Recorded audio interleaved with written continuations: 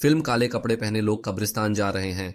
उनमें एक 13 साल की लड़की मारिया मेरीवेदर है जो हाथ में गुलाब और लिए हुए हैं और बेहद दुखी दिख रही है। ये उसके पिता कर्नल जॉर्ज हर्बर्ट मेरीवेदर के अंतिम संस्कार में है। रेवोटुल मृतक के लिए प्रार्थना करना शुरू करता है जबकि मारिया अपने गुलाबों में से एक को कब्र में डालती है। वह एक आदमी को देखती है जो दूर खड़ा है और उसे देख रहा है, लेकिन जब वह फिर से देखती है वह गायब हो जाता है। अंतिम संस्कार के बाद मारिया और मिस हेलियोट्रॉप वकील से मिलती हैं। यह उन्हें सूचित करता है कि कर्नल जॉर्ज ने अपनी सारी संपत्ति खो दी है, जिसमें उनका घर भी शामिल है। लंदन के colonel George Herbert Merriweather. Maria को जो एकमात्र चीज अपने पिता से मिली है वह एक किताब है जिसका नाम है मोनाक्रे घाटी की प्राचीन क्रॉनिकल्स। उस शाम मिस हेलियोट्रॉप मारिया को उसके घर और पिता की बहन की मौत के लिए सांत्वना देने की कोशिश करती है। मारिया उसे आश्वस्त करती है कि वह ठीक है और मिस हेलियोट्रॉप अनिच्छा से कमरे से बाहर निकल जाती है। अकेली रह गई मारिया मोनाक्रे घाटी की प्राचीन क्रॉनिकल्स उठाती है और पढ़ना शुरू करती है। किताब एक युवा लड़की का वर्णन करते हुए शुरू होती है जो मोनाक्रे घाटी में रहती है। वह खूबसूरत है और प्रकृति उसे ऐसे प्यार करती है जैसे वह उसकी अपनी बेटी हो। एक दिन चंद्रमा उसे एक उपहार चंद्रमोती से आशीर्वाद देता है। यह पूरी घाटी की जादू को बदल देती है और तभी से उसे चांद की राजकुमारी कहा जाने लगा। दो शक्तिशाली परिवारों की एक बैठक होने वाली है। चांद की राजकुमारी डुनोइस कबीले की बेटी सर रॉल्फ मेरीवेदर से शादी करने वाली है। शादी के लिए पिता सर विलियम डुनोइस उन्हें एक दुर्लभ काला सिंह इसी उपहार में देते हैं। सर रॉल्फ अपनी दुल्हन को एक यूनिकॉर्न उपहार में देते हैं जो कि princess of the moon company हो सकती है। चांद की रानी मोतियों का खुलासा करती है। मोतियां इतनी शक्तिशाली हैं कि वे किसी भी इच्छा को पूरा कर सकती हैं, चाहे वह अच्छी हो या बुरी। बुराई का जिक्र होते ही मारिया डर किताब बंद कर देती है। अगले दिन मारिया को घर छोड़ना पड़ता है। वह अपने चाचा के साथ एक दूसरे शहर में जाने वाली है। वो अपनी चीजें पैक कर रही है और घर के स्टाफ से अलविदा ले रही है। जब वह ऐसा कर रही होती है मिस हेलियोट्रॉप कपड़े पैक कर रही है। मारिया पूछती है वह क्यों आ रही है और मिस हेलियोट्रॉप कहती है उसने मारिया की माँ से वादा किया था कि वह उसकी देखभाल करेगी। उसे हमेशा और अब अपनी वादा निभानी चाहिए। दोनों उस गाड़ी में चढ़ती हैं जो उन्हें मारिया के चाचा के घर ले जाएगी। गाड़ी एक ऊबड़ खाबड़ रास्ते पर चल रही है, लगातार झटके खा रही है। ये चीज मिस हेलियोट्रॉप को परेशान कर देती है जो खुद को शांत करने के लिए एक गोली निकालती है। असुविधा, लेकिन ठीक उसी पल गाड़ी जोर से झटके खाती है और गोली गिर जाती है। रास्ते और आसपास को देखते हुए मारिया सोचती है कि वह गांव में कैसे रह पाएगी, क्योंकि वहां कुछ खास नहीं है। वह शहर में रहने की आदी है और यह बदलाव उसके लिए बड़ा है। ध्यान भटकाने के लिए दोनों सिलाई करने लगती हैं। एक लंबे सफर के बाद वे एक जगह पहुंचते हैं और गाड़ी रुक जाती है। वह गाड़ीवान से पूछती है कि क्या वे पहुंच गए हैं और खिड़की से बाहर देखने अपने सिर बाहर निकालती हैं। पल आदमी आते हैं, उन पे हमला करते हैं। हमलावर गाड़ी से निकालने की कोशिश कर रहे हैं और मारिया सिलाई की सुई से उनमें से एक को चुभो देती है, उसे छोड़ते हुए। मिस हेलियोट्रॉप अपने डंडे से दूसरे हमलावर को मारती है। गाड़ीवान दरवाजा खोलने लौटता है, गाड़ी चलाता है और हमलावरों के सामने दरवाजा बंद कर देता है। पीछे लोग सर बेंजामिन के घर पहुंचते हैं। वह दरवाजे पर उनका इंतजार में है, स्वागत करता है। उन्हें मोनार्क में स्वागत कर असाती संवेदना व्यक्त करता है। मारिया हाथ मिलाती है लेकिन उसकी उपेक्षा कर युवती की ओर मुड़ जाता है। हेलियोट्रॉप वह अपनी यात्रा के बारे में बताने लगती है लेकिन रोकता है, कहता है कि अपने दिलचस्प किस्से साझा कर सकता है। एक और बार फिर वह घर के अंदर जाता है जहां एक बड़ा काला कुत्ता उनके सामने खड़ा है। सर बेंजामिन कुत्ते को रॉल्फ के रूप में पेश करते हैं और बताते हैं कि वह एक पल में किसी को मार सकता है। फिर वह मारिया से कहता है कि चिंता न करे क्योंकि वह एक मेरीवेदर है और रॉल्फ उसे नुकसान नहीं पहुंचाएगा। वह मिस हेलियोट्रॉप को उसके कमरे में ले जाता है और मारिया से कहता है कि उसका पीछा करे, उसका कमरा मिस के कमरे के पास होगा। हेलियोट्रॉप हालांकि सर बेंजामिन उसे सूचित करते हैं कि मारिया का कमरा टॉवर में है। मारिया विरोध करती है लेकिन सर बेंजामिन उसे पीछा करने को कहते हैं, कमरा देखे बिना मना न करे। दरवाजा दिखाता है और चुपचाप चला जाता है। वह पहले ही गायब हो चुका है। मारिया दीवारें छूती है, वे गंदी हैं। फिर भी जब वह उस कमरे में जाती है जिसे उसे बताया गया था, वह बहुत सुंदर है। दीवारें चित्रों से ढकी हुई हैं और छत रात के आसमान की तरह चित्रित है जो सितारों से भरी हुई है। ये एक बड़ा बिस्तर है और इसके सामने एक चिमनी है। मारिया कमरे देखती है और खुश होती है। सुबह मारिया जागती है और बिस्तर बिस्कुट और दूध देखती है। वह उठाती है और दिन की शुरुआत करने खड़ी होती है। वह कुर्सी पर ड्रेस देखती है जिसकी आस्तीन पर कढ़ाई की गई है। स्टाइल नापसंद थी, इसलिए कपड़े ढूंढती है और एक चुनती है। फिर उस किताब के साथ ले जाती है। पिता को छोड़ी। सर बेंजामिन देखकर बुलाता है। किताब देखता है और पूछता है कहाँ से मिली। वह कहती है कि पिता ने दी थी, लेकिन वह छीन कर रख देता है, कहता है वहीं रहनी चाहिए। किताब मांगती है लेकिन नजरअंदाज कर चला जाता है। ठीक है, उसे ऐसा करने का कोई अधिकार नहीं था। फ्रस्ट्रेशन में मिस हेलियोट्रॉप नाश्ता कर रही थी ताकि वह शिकायत कर सके और मिस हेलियोट्रॉप उसे बैठने और अपना नाश्ता करने के लिए कहती है। सर बेंजामिन उनके साथ मेज पर शामिल होते हैं। मिस हेलियोट्रॉप बातचीत करने की कोशिश करती है, खाने की तारीफ करते हुए, लेकिन वह उसे चुपचाप खाने का कहता है। वह अपने पेय में चीज डालता है और एक ही घूंट में पी जाता है, जिससे दोनों महिलाएं चौंक जाती हैं। मारिया किताब वापस मांगती है। मिस हेलियोट्रॉप उससे पूछती है कि क्या उसके पास वही शेफ लंबे समय से है, यह कहते हुए कि शेफ एक महिला है, लेकिन वह जवाब देता है कि सालों से कोई महिला उसके घर में नहीं आई और यह कि शांति को आशीर्वाद मिला है। जब मिस हेलियोट्रॉप बोलना जारी रखती है तो वह उस पर चिल्लाता है, शांति की मांग करते हुए। भोजन के दौरान मारिया पूछती है कि शांति पसंद है तो दो चुलबुली महिलाओं को क्यों बुलाया। ठंडे स्वर में समझाता है कि भाई की मौत कर्ज में डूबने से हुई और कोई विकल्प नहीं था। फिर वह कर्नल जॉर्ज के बारे में बुरा बोलना शुरू कर देता है, जिससे मारिया और मिस हेलियोट्रॉप दोनों नाराज हो जाती हैं।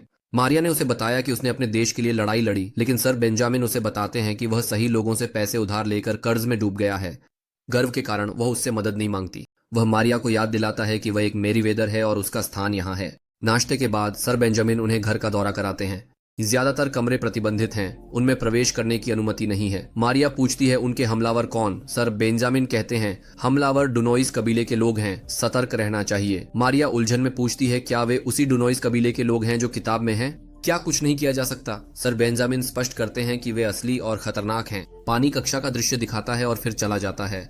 वे एक मेज पर बैठते हैं और मिस हेलियोट्रॉप उस दिन मारिया को फ्रेंच पढ़ाती हैं। अगली सुबह मारिया जागती है और देखती है कि उसके बिस्तर के पास कोई बिस्किट नहीं है। वह अलमारी पर उन्हें खाना खाते देखता है। तो वह कुर्सी पर एक ड्रेस देखती है, पर उसका स्टाइल पसंद नहीं आता और वह अपने कपड़े पहनती है। कि वह कमरे से बाहर निकलती है और घर में घूमती है जब तक उसे कपड़े से ढका पियानो नहीं दिखता। वह कपड़ा हटाती है और गाने बैठती है, लेकिन पियानो मधुर धुन बजाता है। सर बेंजामिन उसे बाहर ले जाते, कहते हैं कि वह उसे घुड़सवारी सिखाएंगे। मिस हेलियोट्रॉप समझाती हैं कि महिलाएं घोड़ों पर नहीं बैठती, और क्योंकि मारिया ने कभी घुड़सवारी नहीं की, इसे नजरअंदाज कर दिया जाता है, जिससे मिस हेलियोट्रॉप निराश हो जाती हैं। बेंजामिन मारिया कहते हैं कि हर मेरीवेदर को घुड़सवारी आनी चाहिए। वह अनकही है, लेकिन लॉयला टिग्विट मारिया को एक सफेद घोड़ा लाती है और उसे इसे छूने के लिए प्रोत्साहित करती। मारिया हिचकिचाती, लेकिन घोड़ा दोस्ताना साबित होता है। मारिया घोड़े पर सर बेंजामिन के साथ घुड़सवारी करती है। कुछ समय बाद सर बेंजामिन उसे बताते हैं देर हो रही और उन्हें घर लौटना चाहिए। मारिया बिताए गए समय का आनंद ले रही है, रुकने की चाहती है। सर बेंजामिन उसे चेतावनी देते हैं वह जंगल में न जाएं, वह उसे सुरक्षित रख सकते हैं जब वह सीमाओं के भीतर रहें। भिक्षुओं वह चली जाती है और मारिया जंगल की खोज करती है। अंदर जाते ही वह एक घायल खरगोश देखती है। जल्द ही पुरुषों ने उसे घेर लिया। उसे एहसास होता है कि वह वही है जिसने उसने हमला किया। रॉबिन डे नॉयर नाम उसे बताता है कि उसका इंतजार कर रहे हैं और उसे मजबूर करने की कोशिश करता है। फिर भी रॉल्फ आता है और सभी को डराता है। मारिया हंसती है, वह खरगोशों को उठाती है और घर ले जाती है। इस बीच गॉड डे नॉयर अन्य लोगों के साथ मिलकर रॉबिन को डांटता है, उसे बेकार बताते हुए। मारिया खरगोशों के साथ घर लौटती है। सर बेंजामिन उसे देखते हैं और कहते हैं कि खरगोश उसकी जिम्मेदारी होगी। जैसे तुम इसे जंगली से लाए हो, अब यह तुम्हारी जिम्मेदारी है, लेकिन जानवरों के बारे में उसके ज्ञान से तुम जानते हो कि यह शायद रात भर जीवित नहीं रहेगा। उसे जंगल दूर रहने चेतावनी देता है। हेलियोट्रॉप युवती प्रवेश करती है और मारिया रोचिया गंदगी देखती है। जल्दी से उसे साफ करती है, लेकिन खरगोशों को देख डर जाती है। मारिया ये एक खरगोश है, इसकी देखभाल चाहती है। उस रात बाद में मारिया कमरे में थी। वे खिड़की एक सफेद यूनिकॉर्न गुजरते हैं। वह बिस्तर पर लौटती है और छत पर एक शूटिंग स्टार देखती है। अगली सुबह वह जागती है और सर बेंजामिन को पियानो बजाते हुए देखती है। वह जाती है और पूछती है यहाँ क्या हो रहा है। गाड़ी बताती है जो उसने पिछले रात देखा था।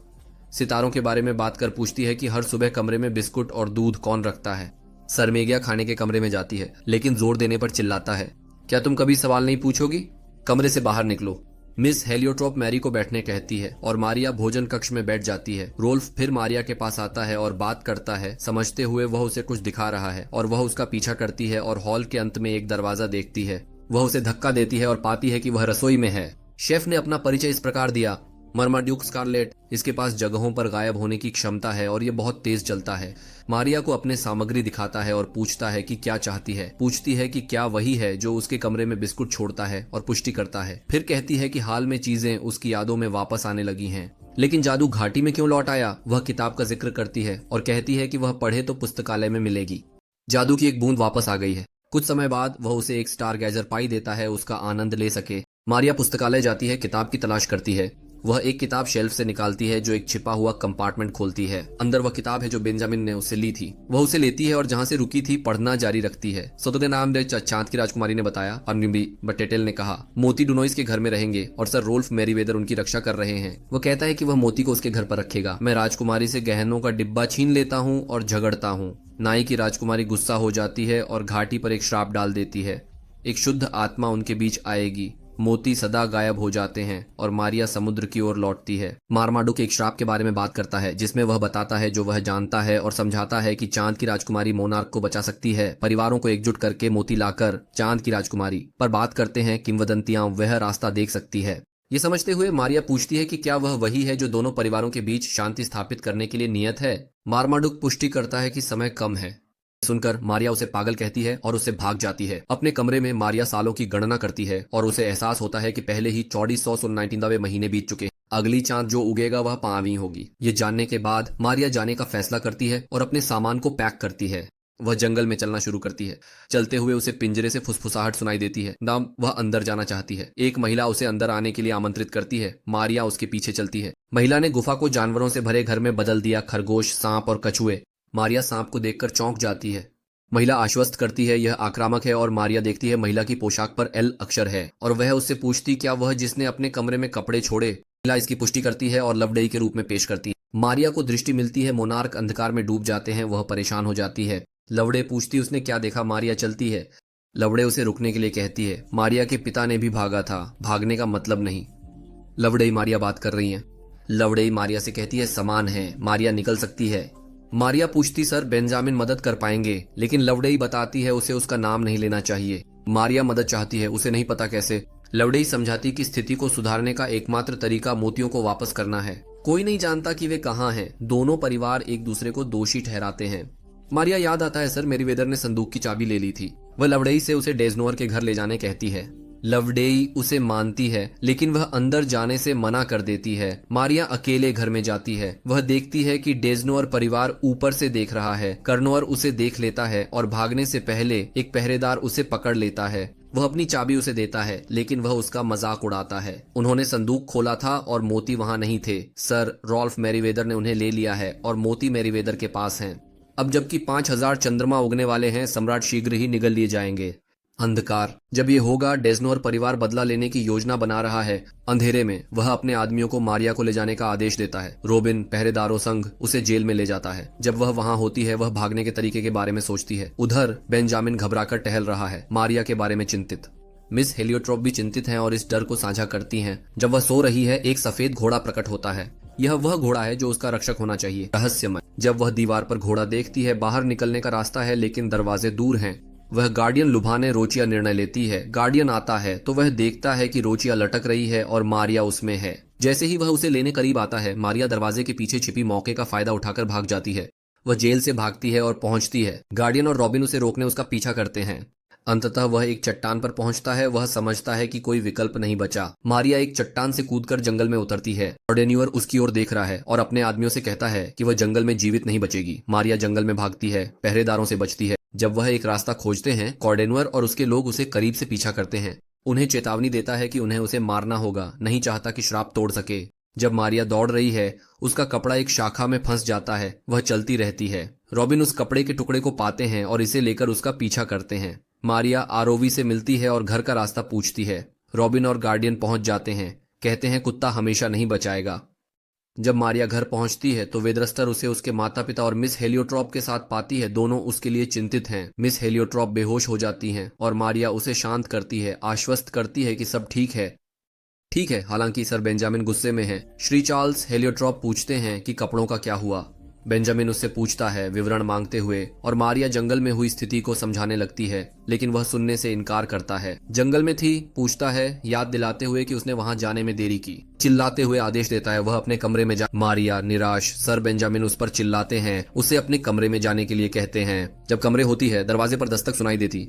सर बेंजामिन गड़बड़ी के लिए माफी मांगते। क्या वह उसे माफ कर सकती? मारिया चुप है, दरवाजा नहीं खोलती।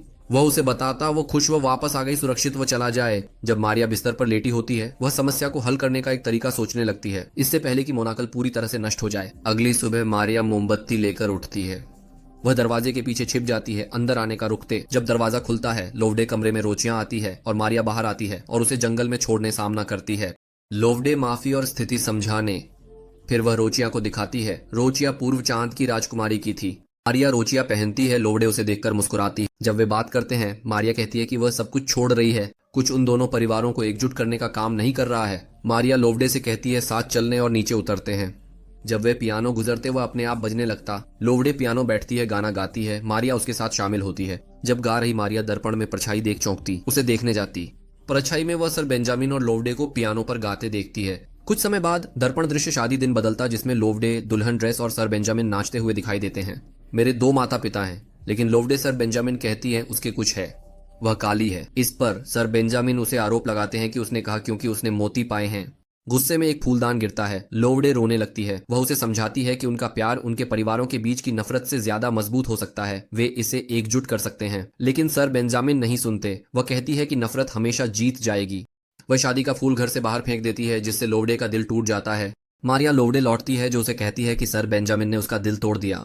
मारिया कहती है सर बेंजामिन घायल हैं, लेकिन लोवडे को लगता है यह उसकी गलती थी। जब मारिया उससे पूछती है कि उसने माफी क्यों नहीं मांगी, तो मारिया इस पर हंसती है। मारिया एहसास है कि सब कुछ गर्व के कारण हो रहा है। वह ऊपर जाती है और उसे डिगवीड मिलता है, लवड़े की एक पेंटिंग निकाल रहा है। जब वह पूछती है, वह कहता है कि चित्र तब दिखाई देता है जब घर में एक नई राजकुमारी है। मारिया मिस हेलियोट्रॉप, मार्माडुक और डिगवीड को चित्र दिखाने के लिए लाती है। जब वे चित्र को देखते हैं, वह हिलता है और मोतियों इंगित करता है। सिर्फ मारिया ही देख सकती है। उन्हें दिखाती है, लेकिन वे नहीं देख सकते जो देख रही। मार्माडुक कहते हैं कि मोती जंगल में छिपे हुए हैं। कहता है एक व्यक्ति जंगल को इतनी अच्छी तरह जानता है। रोबिन, मारिया रोबिन बात नहीं करना चाहती, वह बुरा इंसान है। मार्माडुक याद दिलाता है कि गर्व को रास्ते में नहीं आना चाहिए। मारिया जाने का फैसला करती है। वह एक घोड़े पर चढ़ती है और मोतियों को खोजने के लिए रोबिन से बात करने निकलती है। सर बेंजामिन को लवड़ेई से एक पत्र मिलता है और लवड़ेई को भी सर बेंजामिन से एक पत्र मिलता है। तुम्हें पता नहीं है, दोनों पत्र मारिया द्वारा लिखे गए हैं। जंगल में मारिया रोबिन का इंतजार कर रही है। जब आता है, वह उसकी जाल में फंस जाता है। वे उसे धमकाते हैं आजाद करने को, लेकिन वह भीख मांगती है। रोल्फ आता है और मारिया रस्सी काटकर रोबिन को फेंकती है। मेरीवेदर वापस आकर लोफ्टी आती है और सर बेंजामिन उसका स्वागत करते हैं। वे शर्मिंदा खड़े हैं, दूसरे के बोलने का इंतजार कर रहे हैं। फिर बेंजामिन कहता है कि माफी मांगनी चाहिए और वह लॉफ्टी का इंतजार करता है कि वह माफी मांगे, लेकिन वह उसी चीज की उम्मीद भी करता है। वे बहस करने लगते हैं। कहता है कि दूसरे को माफी मांगनी चाहिए। बेंजामिन उस पत्र को दिखाता है और वे उस पत्र को दिखाते हैं। मरियम ने उन्हें लिखा था। जंगल में मारिया रोबिन से कहती है कि वे ही उस चीज को रोक सकते हैं जो होने वाली है। मोनाक्रे में रोबिन मदद करने के लिए तैयार लगता है और स्वीकार करता है।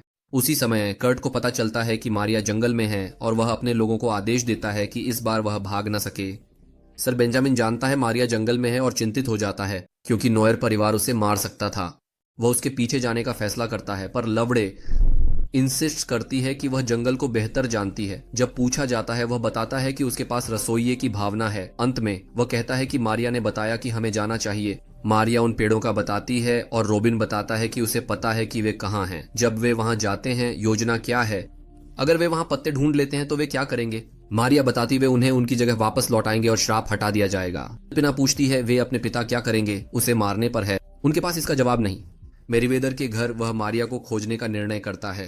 हालांकि मिस हेलियोट्रोपी भी चलती हैं, उन्होंने मारिया की बचपन से परवाह की है और अब नहीं रुकेगा।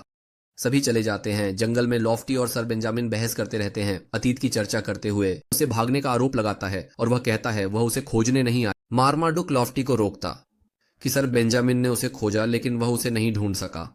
लॉफ्टी सर बेंजामिन मुस्कुराता है, चलता रहता है। लवडे सुझाव देती है कि वे क्षेत्र को कवर करने के लिए अलग हो जाएं और चली जाती है। मारिया और रोबिन चलते हैं। एक आदमी नॉयर परिवार से रोबिन को पकड़ लेता है बिना वह उसे देख सके और उसे एक पेड़ के पीछे खींचता है। चाकू के साथ धमकाते हुए मारिया उसे बुलाती है, लेकिन वह जवाब नहीं दे सकता। रोल्फ एक जाल में गिरता है जो नॉयर परिवार द्वारा तैयार किया गया है। परिवार डर जाता है, उसने दोनों खो दिए। रोबिन को उसके पिता ले जाते हैं। कुर रोबिन का सामना करता है, उसे धोखा देने का आरोप लगाता है। रोबिन समझाने करता है, लेकिन कुर सुनने इनकार करता है मारिया को खोजने। मारिया घोड़े से आगे बढ़ती है। कुर अंततः उसे ढूंढ लेता है। रोल्फ गड्ढे से निकलता है और उन लोगों पर हमला करता है जो रोबिन को कैद में रखते। ध्यान भटकाने पर रोबिन चाकू उठाता है, भाग जाता है। रोल्फ कुर के आदमी द्वारा गोली मार दी जाती है। रोबिन जगह पहुंच गया जहां मारिया और कुर हैं। मारिया गुस्से में पूछती है क्यों छोड़ा। रोबिन अनदेखा कर चाकू पिता की गर्दन पर तानता है। वह कुर समझाता है कि मारिया जो कर रही है वह सही है, लेकिन कुर नहीं सुनता। विकल्प न होने पर रोबिन और मारिया मोती खोजने जाते हैं। वे पहुंचते हैं शुरुआत में। वे पेड़ को ढूंढते हैं और उसमें प्रवेश करते हैं। जब नॉयर परिवार के लोग पास से गुजरते हैं बिना प्रवेश द्वार को देखे अंदर, रोबिन और मारिया मोती खोजने लगते हैं और थोड़ी देर बाद उन्हें एक मूर्ति पर मिलते हैं। उसी समय कुर के एक आदमी ने प्रवेश द्वार को देखा और अंदर चला गया। रॉबिन आवाज सुनता है, देखता है, फिर मारिया ले जाता है। दे गुफा में प्रवेश करते हैं, मोती चमकते हैं, रास्ता दिखाते हैं। मारिया फिर घोड़ा देखती है और एक खुला स्थान देखती है। सर बेंजामिन और कोर्डे नॉयर मिलते हैं। आसमान अंधेरा है, लेकिन कुर सर बेंजामिन का मजाक करता है कि उनकी भतीजी ने धोखा दिया है। वे लड़ते हैं, लेकिन मारिया पहुंचती है और उन्हें रोकती है। लोप्टे भी वहां पहुंचती है और शांति बनाती है। मारिया चट्टान पर जाती है, मोती सागर में।